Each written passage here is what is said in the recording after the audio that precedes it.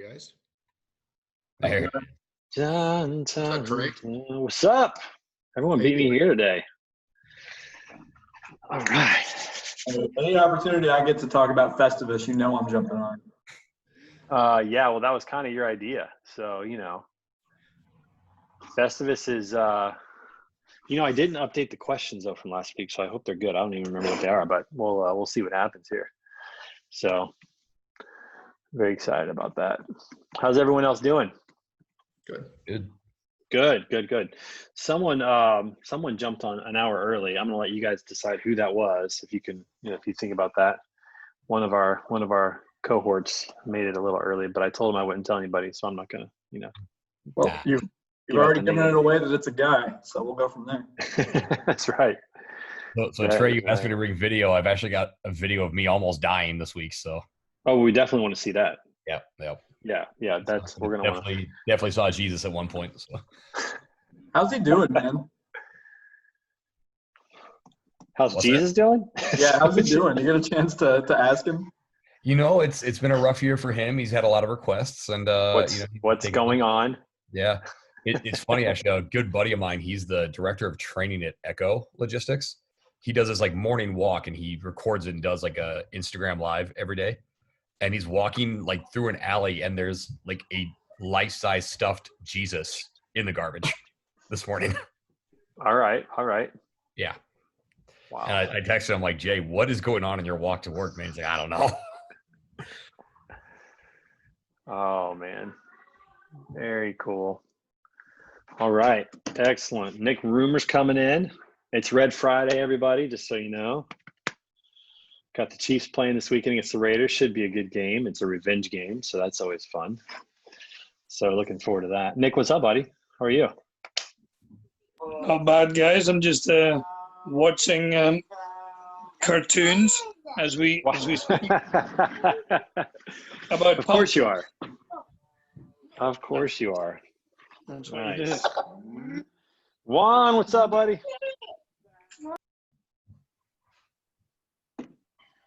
Hey, who do we have from Level 1 Technologies? I'm sorry, I don't recognize your face, and I feel terrible. It's Tim. I'm sorry? Tim. Skip? Tim. Yes, Tim. Good to see you. Trying to figure this out. We changed a lot of emails. I think I last saw you in your office like 5 years ago. It's been so been a long. while. I'm so sorry about that, but it's good to see you. How are you? Good. What's going on with ePay Manager? We've been busy. Blowing up over there? Yeah.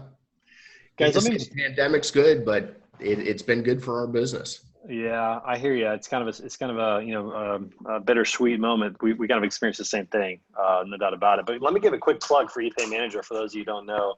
I have several friends and customers at companies I've been with who have used ePay Manager, and every one of them will like swear by it, just absolutely love it, and think it's sort of the best thing since sliced bread. So I've never used it myself. I can't personally say that, but if you're doing anything with managing payments and invoices, especially in freight brokerage, they're the ones to talk to for sure. So there's my plug. Thanks for joining, Tim. Glad you're here.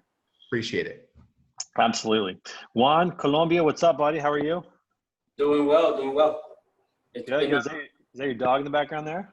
That's one of my dogs. Yeah, that's one of my boys. Nado, come here. Hey, wake up. No, he doesn't want to. That's my Rottweiler over there. Oh. And that's Igor. I adopted him like 5 years ago. Your Rottweiler's just laying down, just chilling. Yeah, just looked at me like, good. no, Life is good. I'm not waking up. Yeah. Tim, what's up, man? I haven't talked to you in a while. Tim's stoic. Are you frozen? Is he frozen, or is that like he was just like, that is solid. We'll come back to him in a little bit. A really deep thought. Really focused. There you are. That was like steady. Am I frozen? I was impressed. A little bit, but that's all right. It's that South Florida internet. I don't know what the deal is. Must be all that ice on your wrist. That's what's freezing you. Nice. Ben, what's going on, man? How are you? Doing well, guys. How's everybody doing this afternoon? You just dropped a new podcast episode, right? I did. Yeah, we did a really good piece with Baton this week. Eric Moline was on. It was a really good show. Hey, if you got a link to it, put it in the chat so everybody can check it out. Yeah. That'll be good. Josue! What's up? Oh, man, what's up, man? You've been like, okay, so I have to say something. 2 months ago, nobody knew who you were. Now, everybody knows who you are. Very impressive. Like just incredibly impressed. The shows you've been on, the content you've been producing, obviously showing off your family business and providing insights. Really impressive, man. Awesome. Appreciate it, man. I actually haven't been posting that much lately, but that means you've been working. Yeah. People who work don't post. That's so if you see that means I never what work. I'm doing. That's right. Nick's never working. Nick's never working. unless it's your job, and there's some people who, Nick, that's your job right now. But I've noticed that, sometimes I'll post a lot and then there'll go weeks where I can't, I'm just so busy with work. It's hard to find time to do anything. So, and I got a few posts that I'm gonna be putting on, but just been busy and just doing a lot of labor still. But I'm trying to kind of get away from that still. But yeah, we need to talk. It's been about a month since we've last chatted, so I want to catch up with you sometime. So let's schedule a call to see what's going on. Definitely, man. That will be good. All right, so we got to start off today, everybody. We have footage of Robert Bain almost dying. Like, I think this is we've got to start this. This is A block material right here. We got to go with Robert Bain video footage here just to start the show. So I'm going to give him the chance to share his screen and show us what's going on. I have no idea what this is. This is a risk on my part, but I trust Robert Bain. So here we go. So to give everybody some context. Oh, Jesus. Jolly's here. Chris Jolly's here. Let's go. What's that supposed to mean? Jesus. What's up, guys? Okay, everybody, quiet down. Chris is here. Let's go. This is part of my training for my upcoming meet. I actually made the decision a few weeks ago that I'm actually going to compete in 2020. So there's one more meet left in December. Been fully cleared as far as my arm. For those who don't know, I ruptured the distal tendon in my left arm. Had to have that surgically repaired. So part of my training, and one of the things that helps with that, is what we call speed work. And so what we do with that is we'll attach either large bands or chains to the weights that we're lifting to, as you accelerate up to the top of the movement, it creates additional resistance as you're going through. I like where you're going with this. Let's go. Right. So we decided to take these bands and stretch them all the way to the top of the bar that I was using. It's a specialty bar. You're going to see that here in a second. And so each side has roughly 170 pounds of band tension at the top of the movement, and then there's 460 some pounds of actual weight on the bar itself. And the video is a little bit long, so I'm gonna try to cut it really quick. So I by the third rep, I definitely am seeing Jesus as I'm on the way up. So so for your viewing enjoyment, here we go. Are you sharing your screen yet? There we go. All right. That's not natural. I'm sorry, man. I'm not natural.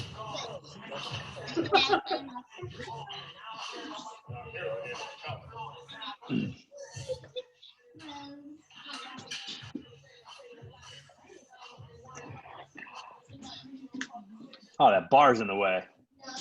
Yeah, well, it's a weird bar. We got to get some better camera work next time.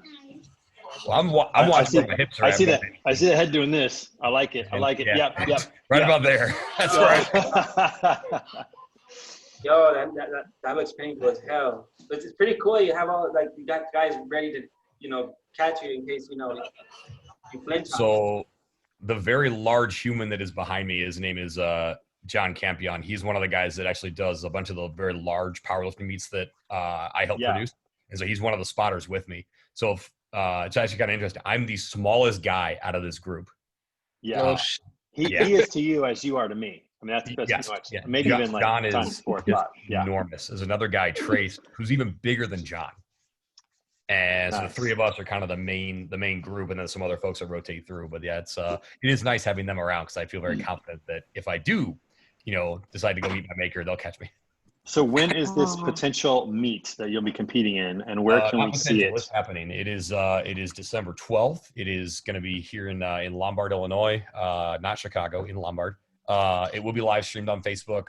Once I've actually got the link all set, I'll send it to you, Trey. You're welcome to push it out to everybody.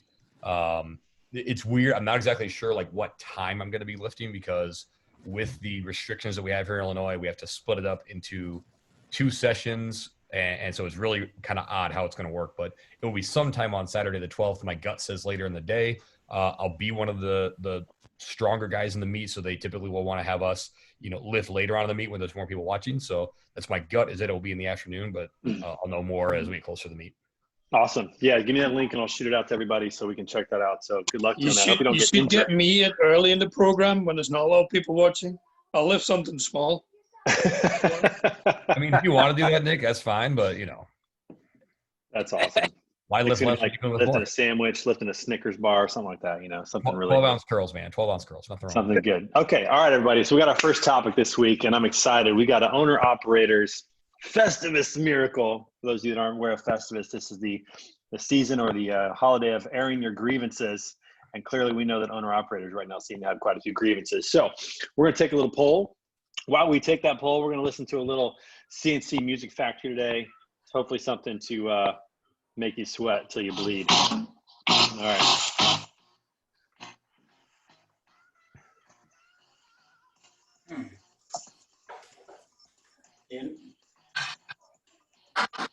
Yeah, that first one's a trick question, right? It might be. My daughter is shushing me right now because I'm being too loud with the music. Hey, listen, we got a jam. All right.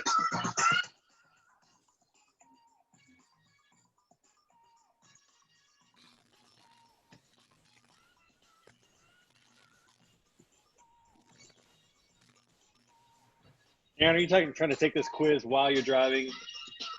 I love it. Do not get an accident. I'm going to feel really bad if that happens. This is where Trey says he accepts no responsibility in case. That's right. I should put it. Dissolve. It's going in the chat bar right now. By staying on this call, you agree.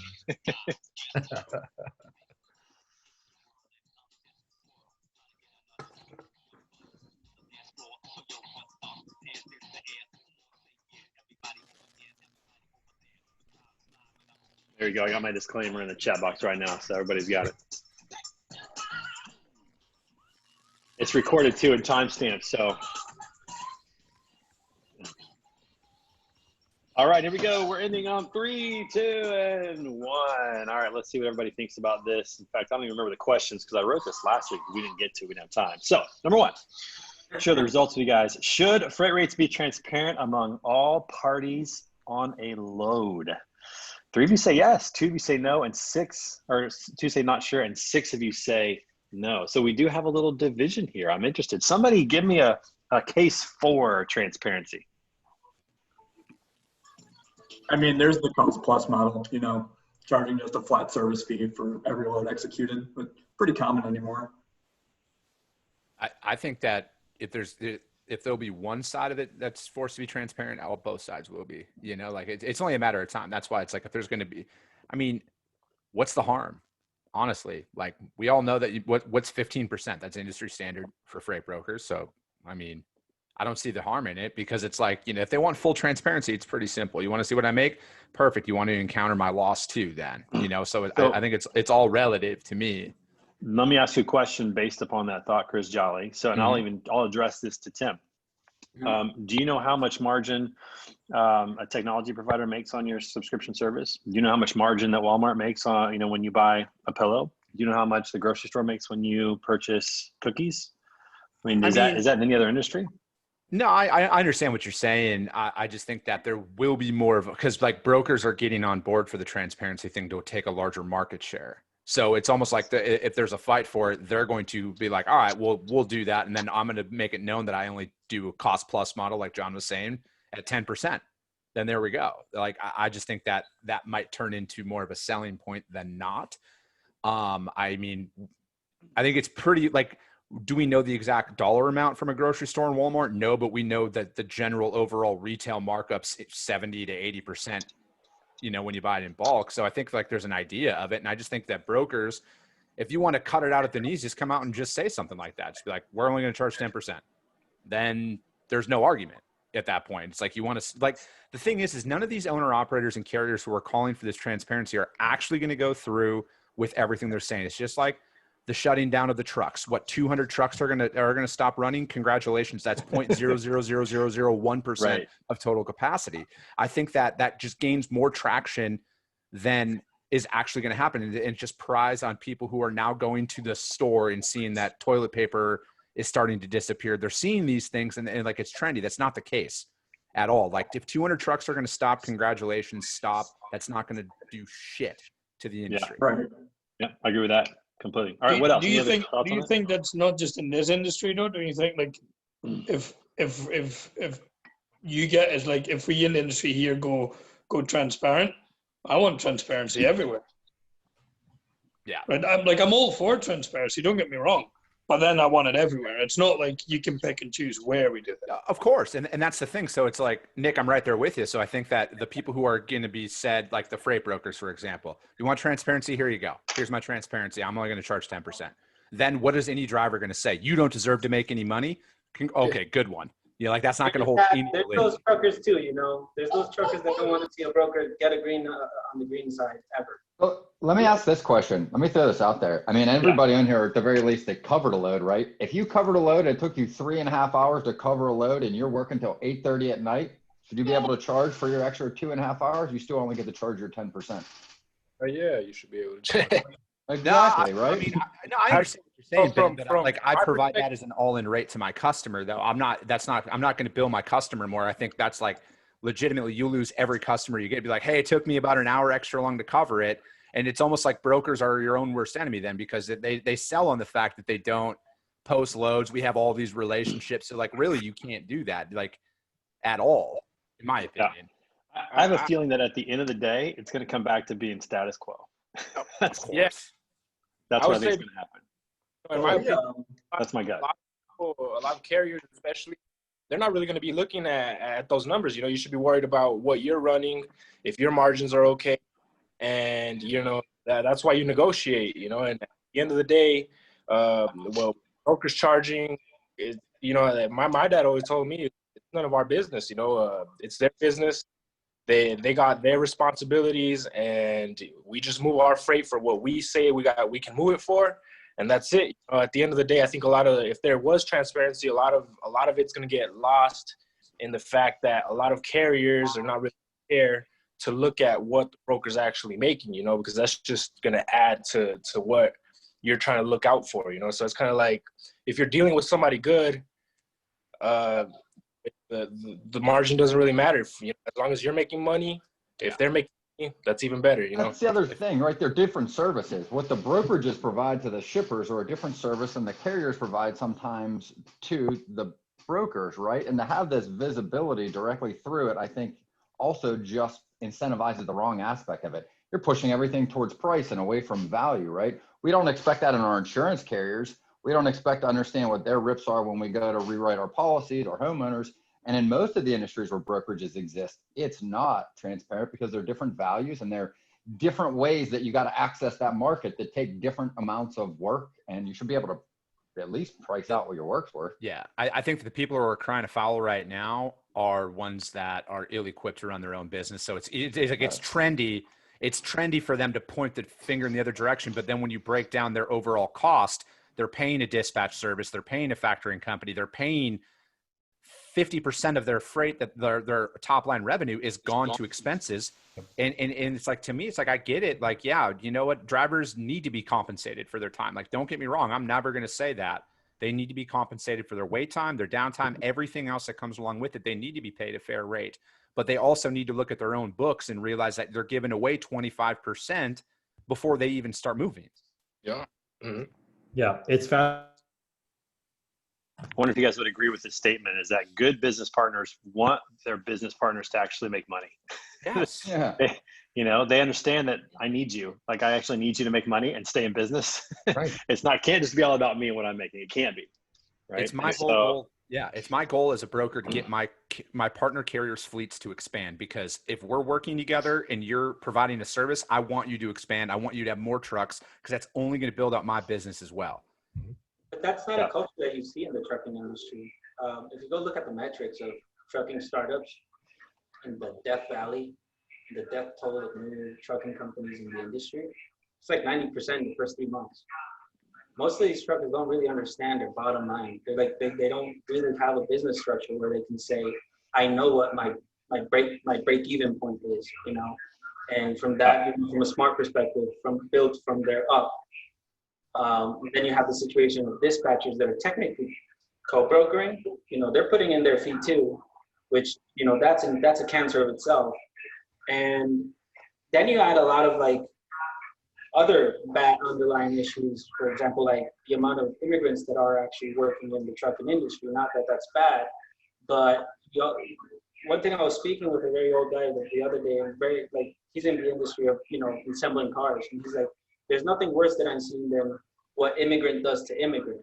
And you know, in those scenarios where they're not helping each other grow, they want to help you, but not that you do better than them.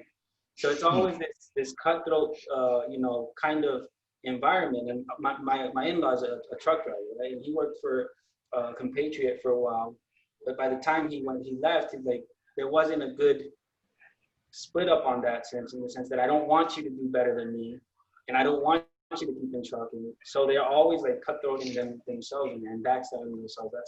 That's something that happens in that industry that I find very highly concerning, and it's very cultural. I think it has a lot to do with the education of the people in it itself. Yeah. I think at the end of the day, it comes down to what you said was these people don't know how to run their business. And so they're looking for blame somewhere, looking to complain, right? I mean, that tends to be the case. So question 2, will the Stop the Tires protest? You flip that script though, Trey, think about this. If all of a sudden a broker comes to, you know, Josue and say, hey, I need to know your operating costs so we can, you know, work on a rate together. Yeah. I mean, you may not say it, but your first instinct is pound sand. I'm not giving that to you. Right? Right. You're probably, well, I mean, we teach people from day one, you know, if a driver calls and, you know, asks what the rate is, you never tell a driver what the rate is. That's between him and his dispatcher. Exactly. But we offer that same, you know, we would expect our carriers to offer that same service to us. I mean, legally, can they ask what, you know, what the rate was? Absolutely. But that's a nuclear option to us. I mean, we've turned off carriers that we've done 5-10 loads a day with. It was recently, we had a claim, legal asked for, you know, she executed and asked for the transparency or whatever she can be able to get that. And we told her, like, you know, by asking this, you are ruining a multi-year partnership here. And so they went from making probably $30,000-$35,000 in revenue from us a week to nothing, all because, you know, they had someone in their back office that we told them, if you do this, this is a nuclear option, and they went forward with it. Yeah. Interesting. Okay, so question 2, will the Stop the Tires protest scheduled for November 26th, 29 occur? Everybody says, nobody chose, yes, it'll be a big deal. Everybody said maybe, like Chris, like you said, yeah, 200 trucks stop, nothing's going to happen, right? Not going to impact anything. And a lot of you say it won't even happen. I think at the end of the day, it comes down to dollars. And if if you're one truck operation, you probably aren't going to stop unless you can afford it to do that. You it's can't not going to matter. protest $4 a mile. You can't protest $4 a mile nationally. Come on. This is horrible. Not only can I, in Miami with $4 a mile signs. The last month and a half. Protest whatever I want. Those are my rights. Yeah, I can't live on this. Yeah. All right, question 3. Is there unity among owner operators and fleets on these issues? Most of you say no. Some of you say a little bit. I'm curious to hear about somebody who might have said a little bit. Are you hearing anything? Is there any type of, you know, backdoor conversations happening about this? Are fleets getting involved at all in this? No. I just think that you got a couple of, like, and the guys who started this whole thing even came out and said, they're like, this whole group was for a couple of us buddies to talk shop, and then it just turned like 80% or something like that of the people who were saying they were shutting down weren't even drivers. This became a Festivus just from a get together. I mean, that's exactly it. Festivus for the rest of us. It's been AWOL for like 2 weeks anyway. Like, they can't get this guy to pick up the phone. He arranged a lot of stuff, and then he just went AWOL. Yeah, I know. Festivus for the rest of us. And then lastly, will blockchain force this level of transparency in the industry similar to apps like Venmo? How many of you use Venmo? Everybody pretty much using Venmo at this point? Okay, not every. Okay, most people. You guys notice how when you yeah, please give us your Venmo account. I'll request money from you. I'm not gonna pay you anything. So you guys noticed that in Venmo, you can scroll through, you can see people's transactions, like so and so paid so and so for golf, for this, for that. Like it's a ledger essentially that's in there. Do you think it's gonna create transparency? One of you said yes, 4 said no, 6 said not sure. Is it just because we're not really sure about blockchain yet at this point, about what it's gonna do? I mean, what's the differentiator there for all of our opinions? Well, but I don't see the adoption. What? I just don't see the adoption of it yet. I think it should be applied just like on dry, and it will fix a lot of things. You think so? Robert, I didn't hear what you said. It was unclear. I just don't see the adoption. I think we're still at that point where you've got a lot of, you get down to the driver level and you got folks that are just not as in tune with technology. And so I think adoption is going to be a challenge for now. Give Always us a challenge. And that's why I'm not sure. I think that, in theory on paper or on the screen, it looks great and it could really, really work. I'm not sure that, we're really going to see that take hold for probably another 5 to 10 years. Maybe sooner because there is the acceleration of technology, but I just don't see it happening. Yeah. Well, Sergio, what do you think?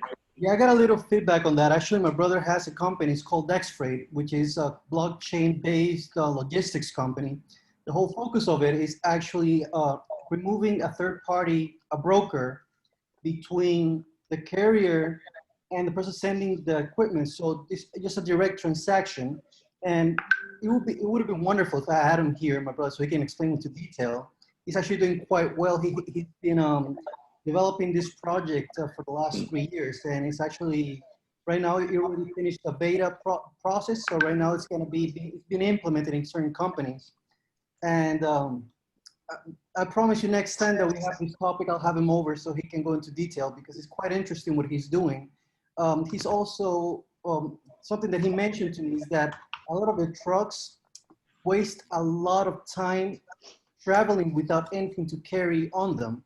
So there's many miles without, so let's say, for example, they drop off a cargo, but they don't have anything back. So they're losing money, either one way or two-way trip. And what he's doing is that developing this tool that it shows him all the locations around the area where he's traveling, and it will show him where he can pick up and drop off, even when he's done already with his shipment. So it also develops, what do you call that? An AI that with time tells him, this is your route most of the month. So if you go in this location, you're gonna find these drop locations to pick up things. So he picks up a lot of times when he doesn't have any cargo on him. So it's a lot of money being put back in the industry. Yeah, and like Robert, like you said, adoption is always the issue on all these things. Whether or not you can get carriers to adopt to them is always the challenge for sure. So, so real quick, who is Toddler Madness? Who is that person today? You guys seeing this? Who is that? Is that Diana? I think Diana changed her screen name. I did because my kids were screaming and I'm like, I'm going nuts. You know what's great about that is that it only took us one guest to figure it out. I knew who that was as soon as it switched over. I don't know what your problem is today. Like my 5-year-old just came charging at me and I'm like, what the hell is wrong with you? Dan, I think you should turn the camera on so we could see this. That's what I want to see. Well, see, here's the thing. They're kind of running around naked at the moment, so. It's true. It is Friday. Show here. It's a family show here. So let's keep that. That's when we get all into legal issues here, guys. That's right. That's right. Okay. I mean, right. and I'm at the point where I'm just like, I don't even care. Just do whatever you want at this point. All right, so let's transition. Let's transition, everybody. We are 5 days away from Turkey Day, Thanksgiving coming up. If you're like me, you might live in an area where some new restrictions have been imposed. Things are going to look different this year. Definitely not the Thanksgiving that we're used to. So we're going to do another little poll about Thanksgiving, and I'm going to play. Let's see, what do you want to hear? I don't know what we're going to play. We're going to play something new. But I found a turkey in Colombia. Do what? I found turkey in Colombia, which I had never. You did? Found. Yeah, because that's not. Yeah, I talked to my team about that. In Colombia, here in Colombia also it's Black Day. They don't call it Black Friday. They call it the Black Day. In Colombia, Thanksgiving is just an excuse to party. That's can't all say that in America. We used to say Black Friday, but not. All right, we're gonna go Black Fridays now. Little TLC for you while we listen to her. Will we do the Hey Juan, did he say guajolote? Turkey? Come on, no. Pavo. Oh. Okay. Yeah, I was looking for. I thought that was duck. No, wait. We call it pisco. That's pato. Pato is dog. Pavo is turkey. Okay. All right, let's see what everybody's doing on Thanksgiving. If you want.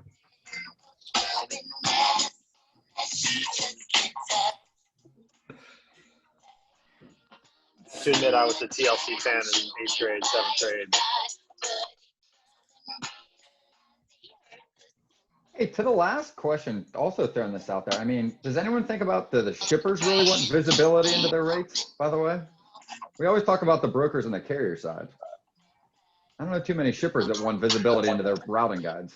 I think they just want to move. I haven't heard much from shippers actually about that. Maybe Cassandra might have had somebody else talk about that. Maybe Ron Kane. I think there's like an elephant in the room nobody ever addresses, and it's the self-inflicted ghost posting that brokers do. Ghost posting only inflates the price for the truckers, and everybody's doing it. And I think that's one of those things blockchains would fix. Oh, ghost posting. I used to sell DAT, professional services data. Those posts were never accurate. 6 different people post the same loads. Yeah. We call it 6 loads. Especially We're posting just to find a truck or find a rate. Yeah, exactly. Especially like when some small tip they're going to like there are 10 brokers and they all go ghost posted on DAT. Yep. All right, a few more seconds here. Let's finish this one up. Robert, it is all Chris Jolly's fault. It always is. That's always. That freaking guy.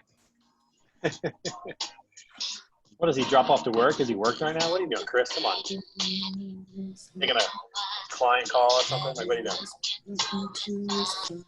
Yeah, Justin, you know.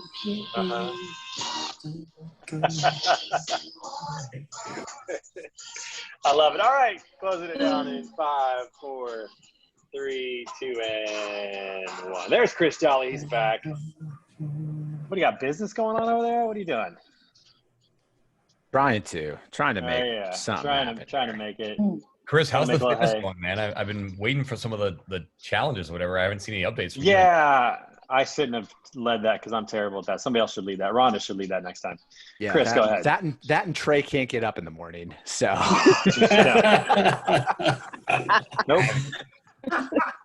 Nope, it's brutal. I haven't gone for the last 3 days, Robert, because my back went out the other day, and I'm just being smart and not trying to push it.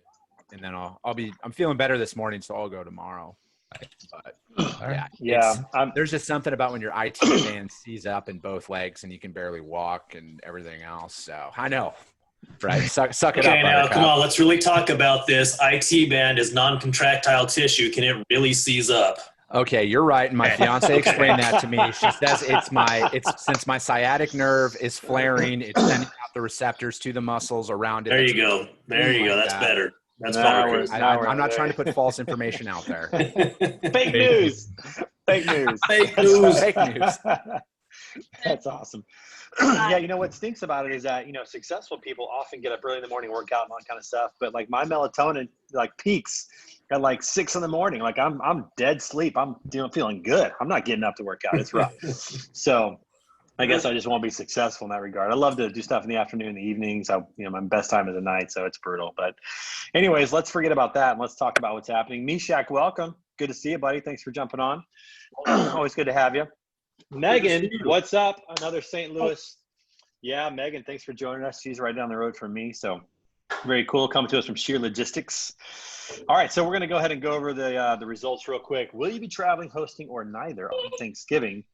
3 of you are traveling. I'm curious to know who's traveling the farthest. 1 of you is hosting, and 7 of you are just staying home with family. Definitely going to look different this year. Who's traveling the farthest? I'm going about 250 miles. Okay, that's a winner right now. Anybody going more than that? 10 minutes. 10 minutes. That's what I'm doing. I got a 5-minute drive. We're driving up to Vegas to see my brother for a couple of months, and then we're driving down to Mexico. So I think all in, it's like $550 to drive up to Vegas and then down to Mexico. And yeah. Justin, do we count the Mexico trip? I mean, Vegas is really the Thanksgiving portion. Mexico's like after. Okay. I don't know. 600 round trip, 300 up, 300 back. I can get you exact 0.8 Please do. Yeah, we want to know. Yeah, that's good. All right, so Chris Jolly wins that. We'll give it to him. All right, number 2. Does your area have restrictions or limits on Thanksgiving gatherings? Half and half, 5 yes, 6 no. Who's living in a place with the strictest restrictions? And are there penalties? I know in Oregon, it's a $1,250 fine or up to 1 month in jail if there's more than 6 people in your house at Thanksgiving. What if you're all smoking meth? Wow. I was like, but meth is legal. No, meth is Weird. legal. You can have that as long as there's only 5 of you doing it. I think That's it's fine, right? No big deal. Exactly. That's What right. if you That's have right. 8 kids? I know. Oh. My sister has 4 kids, and my parents are going up there, returning one of them for Thanksgiving. They're going to have 8. I'm thinking my family's going down. I'm going to have to bail them out of jail. You know, like this is going to be terrible. It's crazy. No, it's pretty wild. So who's got pretty strict restrictions? Anybody want to share? Pennsylvania kind of does, but they're not. They're doing it with the honor system. The honor system? Yeah. Okay. That's going to work. That's Yeah. going to work. Yeah, right. You got to register your Thanksgiving recipients. In St. Louis, we got 10. we got make limit of 10 is what they're recommending, but there's no teeth to it. So I mean, we'll see what happens. But it's funny. So my wife is a rule follower. I'm a rule evaluator. If you haven't captured that yet from our time, and so my wife is like, gosh, maybe we should have like my brother drive over here and then we can all take one car over so there's only one car in the driveway. I'm like, are you think really people are going to drive around, like counting how many cars are in the driveway, going to come knocking on the door? I don't think that's going to happen, but my wife's a little nervous about that. So I totally get it. There may be some rule followers in here that are like, I don't know about this. So we'll see what happens. But you know, it's going to be different this year for sure. It's going to be very, very different. And we obviously have a lot of parents, grandparents that aren't coming. So it'd be unfortunate, but it's different. Question 3, will people adhere to the safer at home limits on Thanksgiving gatherings? 3 say yes, 8 say no.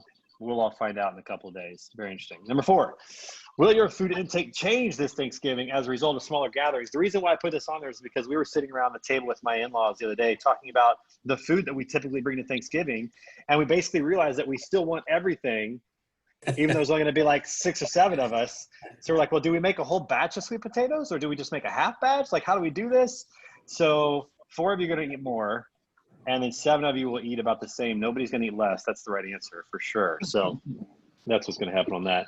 By the way, what are you guys, what are you like Thanksgiving has changed. What has to be there for you? Like, what's the one thing there's no compromise and you have to have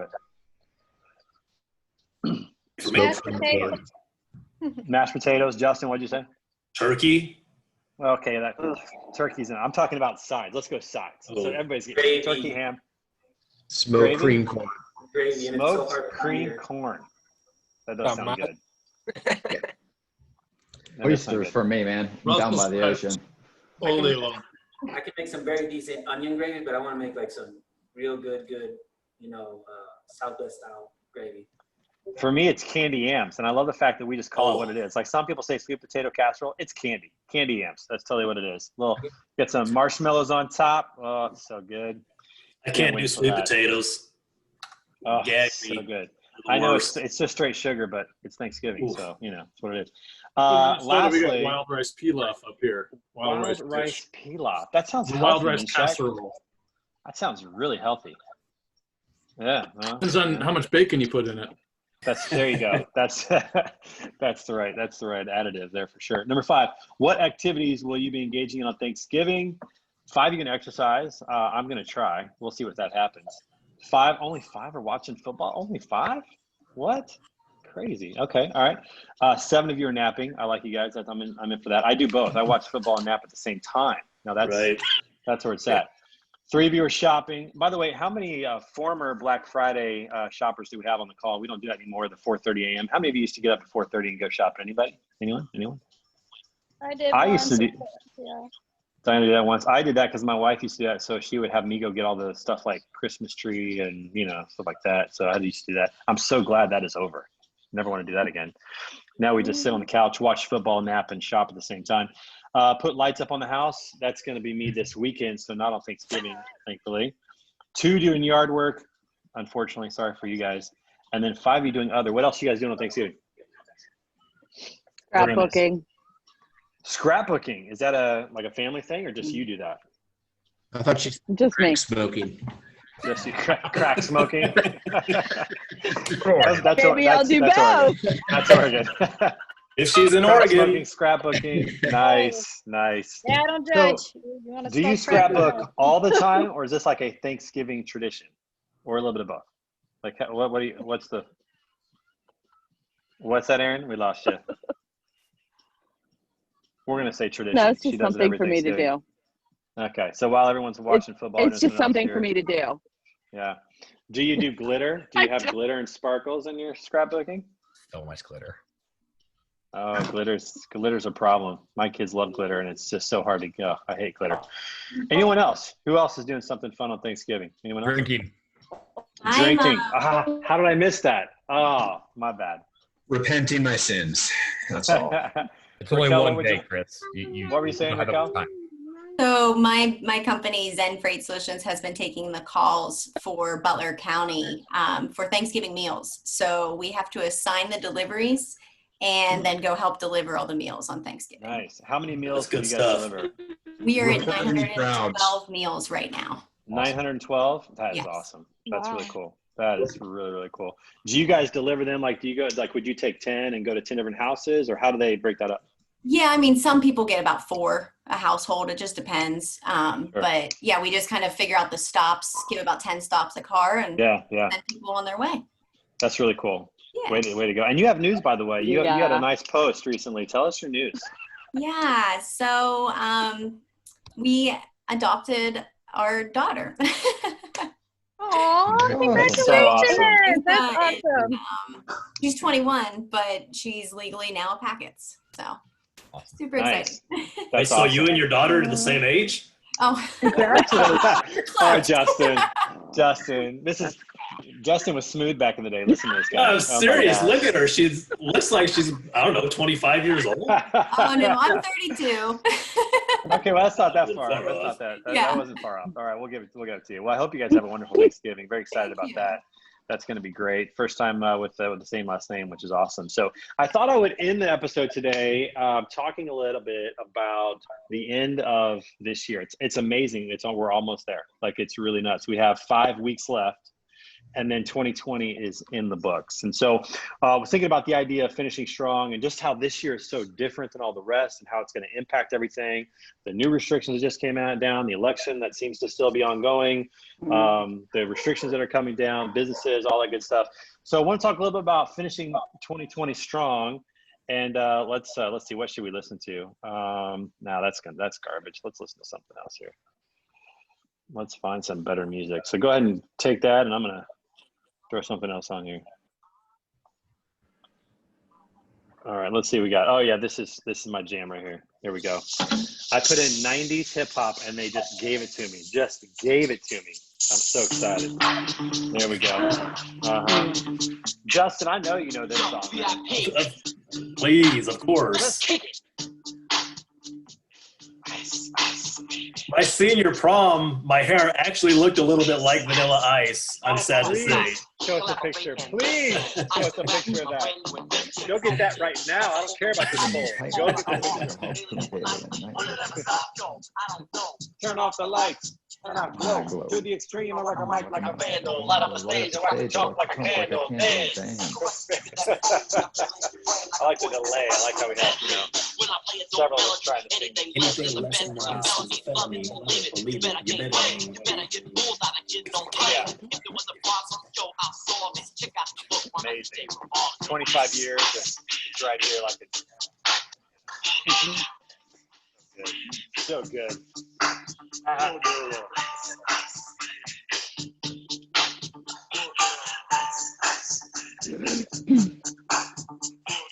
Now that the party is jumping, with the bass kicked in and the Vegas are pumping. Quick to the point, no faking. Cooking them beats like a pound of bacon. Running them, being quick and nimble. I go crazy when I hear like simple and hot.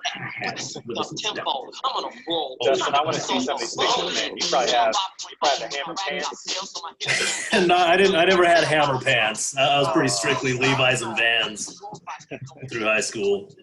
Nice. All right, we're shutting it down.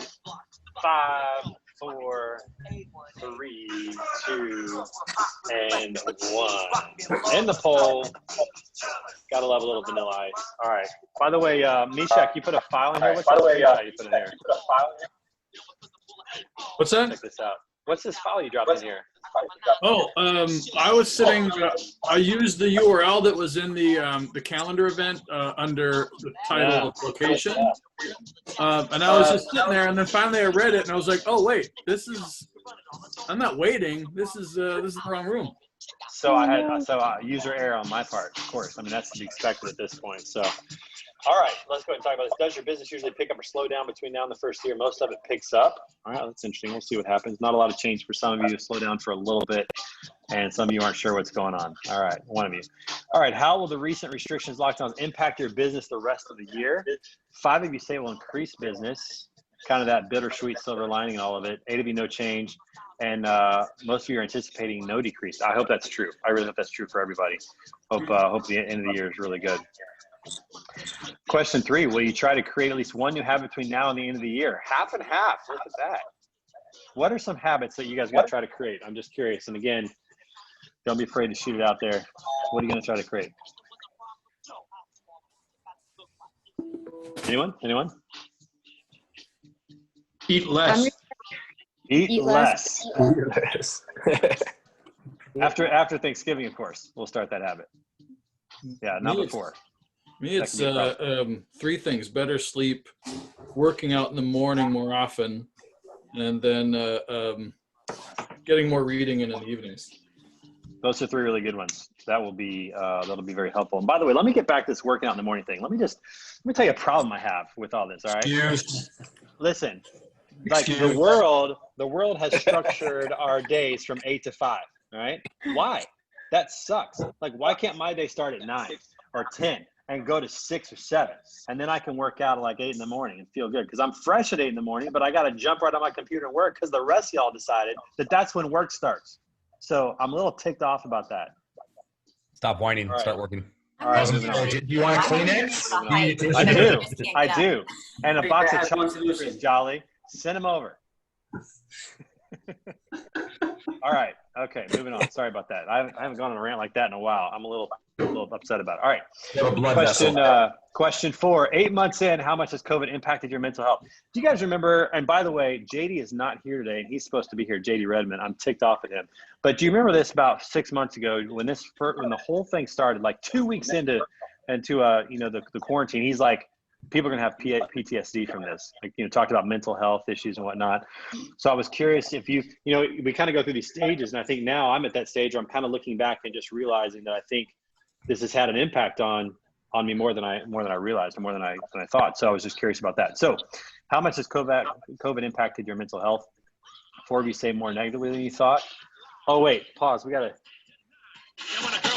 Okay. All right, so not that long. I wrote, okay, Justin, okay, calm down. So I wrote lyrics to this about deer hunting last weekend. I'm so depraved, like something wrong with me. But anyways, so let's go on. So 4 of you say not at all. So you guys are in denial. I like that. 3 of you say it expected you more positively than I thought it would. And 3 of you say still not sure. This is going to be interesting. I wonder when we look back on 2020, 5 years from now, 10 years from now, what we're going to say about this year and how it impacted us, how it impacted our family, our kids, all these kids that have to go back home and can't go to school again. These wrestlers who are having to wear face masks to wrestle. I mean, I think I'd just rather not wrestle. I don't know. I mean, it's got to be rough. I just wonder what it's going to be like looking back. What are your thoughts on that? I think it's going to be a great opportunity to get perspective on a lot of things. I think you've already mentioned it in some of the later questions, Trey, but you look at all the different things we kind of probably took for granted, whether it's traveling for work, whether it's seeing family, going to see like the elderly, some of our grandparents like that, and doing that just on a whim. You can't do that right now. And like I was actually supposed to be on a plane right now to Maryland to go see my grandmother. She's 95. She lives in an assisted living home, and they locked the whole place down. Can't go. So I think there's going to be a lot of great perspective that comes out of this where I want to believe the majority of people will at least say, hey, at least we're able to do things. At least we're able to, have minimal restrictions, if any. At least we don't have to wear masks. I believe that's what's going to be coming out of all this. And so great perspective, I think, will be good. And I think just that awareness that, mental health is such a thing and many things and factors affect it. I think as people look back and go, wow, I know I'm one of them that goes, wow, my mental health was really negatively affected during this whole thing. I think we're going to be more in tune with some of those, I don't want to say triggers, that's the only word I can think of right now. And people can get in front of that better. Right? So I think you're going to see is over time, a much broader and bigger approach to mental health from many more people, because it's glaring us right in the face right now when you see the amount of suicides, see the amount of people that are going to therapists. There's a lot of things that are, pointing towards that. So I think that is a positive in that it will be there'll be much more awareness around it. I fully agree. Yeah. I think in generic, like in general, where Robert, what you're saying is there's so many people out there. Like for me personally, like I got a wake up call because of it, as in I spend too much time away from family, and because of COVID, it kind of showed me what I was doing wrong. As in, like before, I would not see, like I would give my son a kiss in the morning at 7, come home at 7, 8 at night when he was asleep, and then we would have the weekend together. But now, so for me personally, it's been a positive impact. Depending on the people, everybody that I'm surrounded with right now, calls like this, right, give me a positive impact. But I've not lost my job. I can still see my family, my grandparents, so that's, I think, if that was different, I think my outlook would be different. Yeah, and I think that's great perspective to think that, we've lost a lot, but man, it could be so much worse. Like it really could be worse. I just think that it put a lot of things in perspective for me, because it's like truly the definition of nobody will fucking help you came out in this time, because it's like I resigned. I had all of these solid job offers there, and then all of a sudden it's like, oh, well, you're actually not that important to us. You got to make sure that in a couple of months, if things are better and more in our favor, then we'll talk about it. So if anything, it steered me in the right direction. Like it steered me to. We wouldn't have the freight coach without this. No, I know, but that's the thing though, Trey, is it's like it put that in perspective for me, in the fact that I have to fucking take care of myself, because nobody, government included, is responsible to take care of me. And I need to do it for myself. And this was that golden opportunity on a platter where it's like, I'm going to be home. I'm going to be 100% focused on this. I have zero distractions. Go for it. Definitely lit a fire under you, my friend. It's been exciting to see. There's no doubt about it. Thank you. But Raquel, you were saying something there. Are you still with us, or are you on mute? Work call. Work call. She's working hard. She got the puppy on the lap, and she's working hard. That's Raquel. All right. Well, I'll tell you what's interesting is I think that, again, I think that people are going to be thankful for some of these things that maybe they'd taken for granted. And I do believe that mental health should be at the forefront. We should focus on that. And my opinion, even before this, was that everybody should go to counseling and work through what life is all about, what their life is all about, what their history is all about, why they think the way they think, how they can get better, how they can improve. All those things are so important. And I think we all had that before, but we're just good at kind of hiding it or looking good or, just kind of stuffing it. And this is really brought to light. I was talking to my wife about that. Why do I think the way that I think about food sometimes? Or why do I think the way I think about this or that? And a lot of it has to do with something that happened years ago that I've never dealt with. And I think that we're all kind of experiencing that. And we're going to have things from this moment that we're going to need to deal with moving forward. Do you think a lot of masks have dropped? Like everybody was wearing a mask, or it was like 2 people rather than 1. And now all of a sudden, like loads of those masks have dropped. Well, there's Shalon. We see him in public.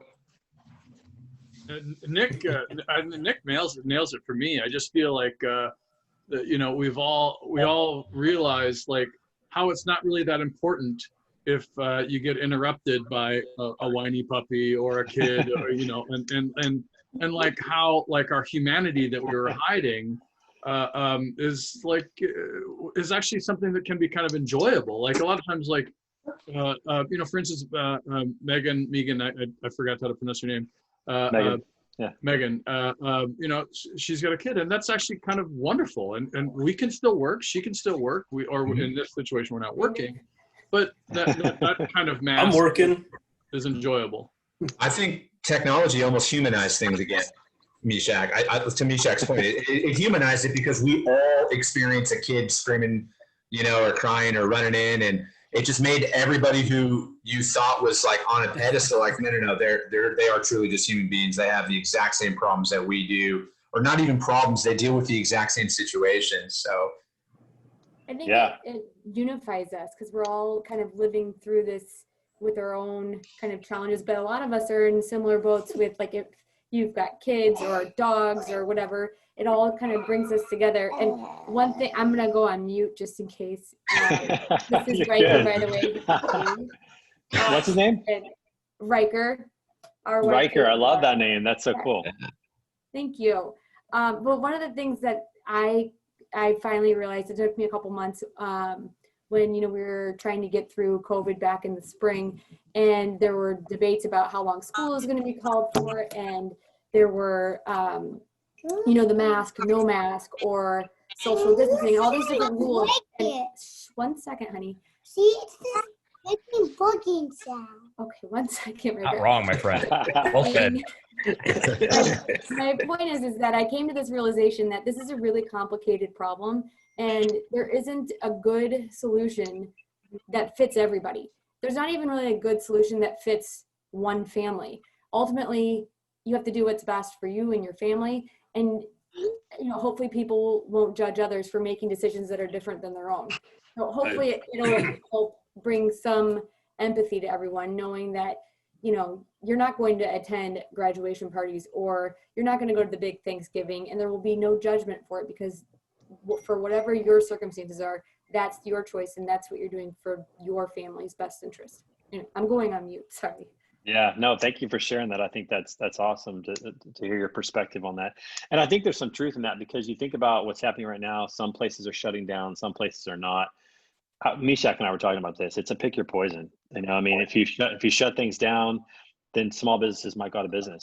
If you keep them open, then some people might suffer health consequences. Like there's, you know, and there's consequences to both. And it's just not going to be an easy decision to make, and it's certainly not going to work for everybody, without a doubt. I hope it makes people realize like the hypocrisy that's going on right now. Like if I was a politician right now, I would be on my best behavior, like absolute best behavior. Yeah. And like, but that's the thing though, is it's like, I think it's making people realize though, how much there is some smoke and mirrors with things. And it's going to really make, I think that it needs to happen for people to kind of really make educated decisions on who they vote for and who they put in office, and actually pay attention to that, you know, and they don't just follow party lines. I'll say this one thing. Politicians seem to be the only group of people that forget that we're all walking around with cameras. Right. It's like, or they don't care. Time to time. Or they don't care. Yeah, they don't care. They know it's not going to matter. So, well, let's get on to a more positive note here, Chris Jolly. Let's finish this last question with, what have you come to appreciate more as a result of 2020? Politicians. I love seeing. I didn't put that on there. I don't know what I was thinking. That was crazy. I don't know. But I love the fact that the majority of you put family. I think that's so true. Yeah. For me, I've only been on, maybe since COVID happened, maybe 2 trips without my family. Just went on one to Dallas last week, and I went down to Florida to see the sales guys when I first came on at Lean. And I've been home so much that it's been such a huge blessing, you know, for my kids, for myself, for my wife, I think, although I'm definitely invading her space more often now than normal. But I think it's been incredibly positive. So that's a great one. It makes makes me realize how the time is going, and I'm not going to get this time back. So I'm very thankful that I had this time. On your list, you didn't have teachers available as an option. I did not put teachers. You're so right. I should have put that on there. That was definitely a mishap. That was not like politicians. I definitely should have put that on there. I can't imagine being a teacher. I used to be a high school teacher and middle school teacher. I cannot imagine being a teacher right now and feeling like you're really able to accomplish anything. So difficult. So difficult. Most of you work, a lot of you friends. Yeah, I miss hanging out with friends. Especially a lot of you guys. I haven't even met some of you guys in person. I wish we could hang out.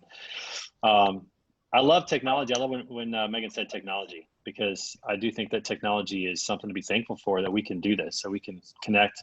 That I now have a handful of really good friends now because of technology. I mean, I've never met Mishak in person, you know, and yet Mishak and I can get on a call and talk for probably 20 minutes, 30 minutes, and it's one of the best calls of my day. And yet we've never met. So I think that's wonderful.